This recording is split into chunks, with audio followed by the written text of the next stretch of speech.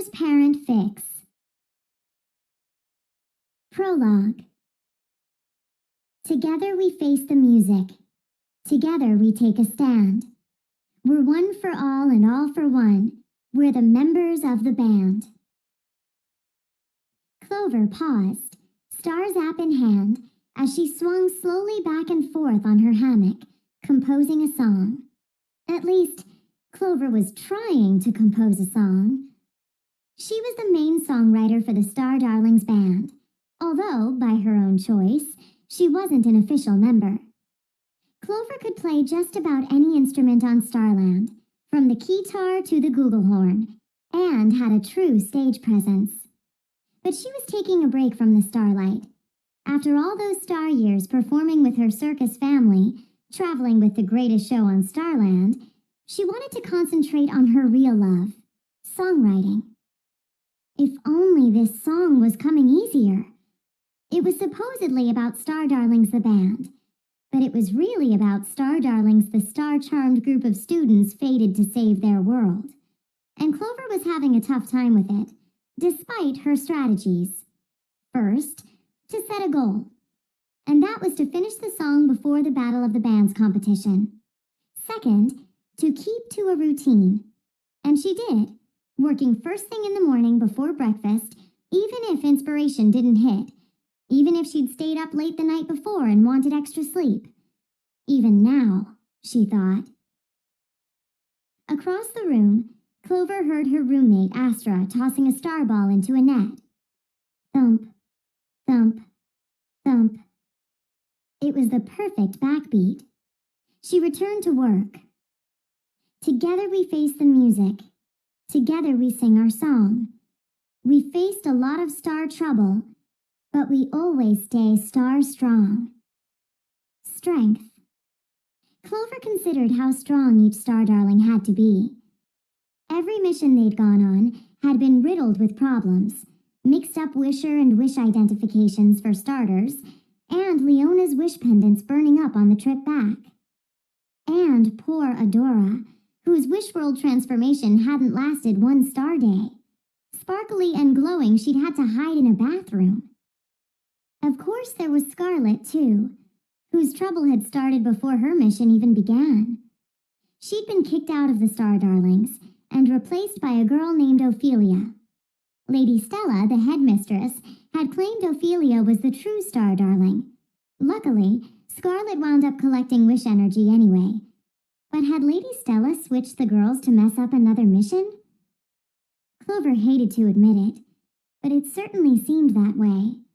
In fact, all the evidence pointed to Lady Stella as the evil mastermind behind the problems, and that included both the poisonous flowers that had made the Star Darlings bicker and the toxic nail polish that had made them act so strange. Did she have an accomplice? There was that mysterious woman Astra kept spotting having meetings with Lady Stella. What did it all mean? And what could the Star Darlings do about it? Clover wanted a faster beat to match all those questions. Something with an edge. Astra began to bounce 2 star balls at once, double time. Clover picked up the rhythm. What is Starland's fate, fate, fate? It's time to lend a hand, hand, hand. We're all in sync, sync, sync. We're the Star Darlings band, band, band. Fate. That was a powerful refrain, Clover thought, for the song and for the Star Darlings themselves. Tessa, Cassie, and Scarlet had discovered a secret underground chamber holding an ancient prophecy, a book proclaiming that 12 star-charmed starlings were destined to save Starland. And it was clear now that Starland was certainly in trouble and needed saving. Power outages and energy blips had become frighteningly common. Of course, the Star Darlings figured out they were those very starlings, just before getting trapped inside the chamber. Thank the stars we found them, Clover thought. But was that another evil act by Lady Stella? Clover slowed down the tempo. Oh, we believe in the truth. Please don't tell us these lies. We believe in the stars, shining high above in the skies. Clover considered the next lines. The Star Darlings had confronted Lady Stella, demanding the truth. But what would Clover write about that meeting? How Lady Stella had... Clover's star zap flickered and chimed with a hollow call. She glanced at the screen. It was her mom, hanging upside down on a trapeze. In the background, Clover saw the circus big top, the view swinging wildly as her mom moved back and forth. These trapeze calls could last for star hours. Each time her mom swung past another relative, she'd pass the star zap. Clover bit her lip. She was just getting started on these lyrics, but it meant so much to her family, particularly her mom, to talk to her. She swiped the screen, and a hollow image appeared in the air before her. "Hello, darling," said her mother, still swinging. "We just set up the tent in Old Prism for tonight's show." "That's great, Mom," said Clover. "How is it going?" "Well..." Her mom's trapeze slowed as she thought things over. "We're running behind, actually. Our circus swift train had to pull over and recharge a few times."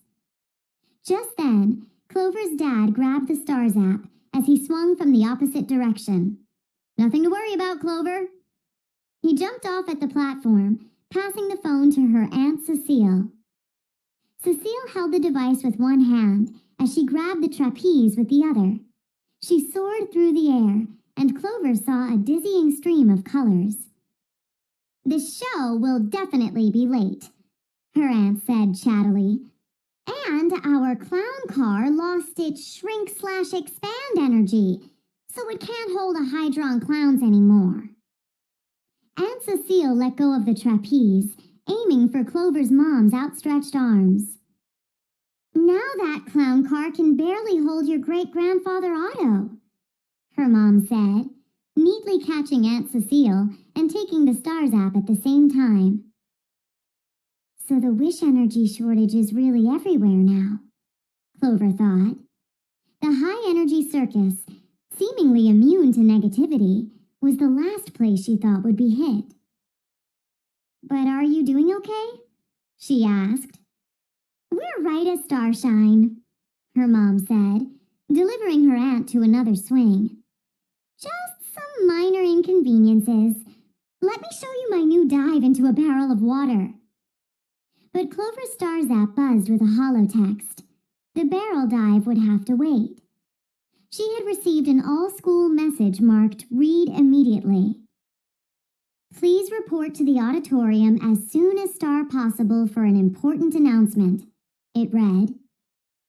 In Clover's 2 years at Starling Academy, there had never been a major meeting called unexpectedly. Whatever it was, it had to be big.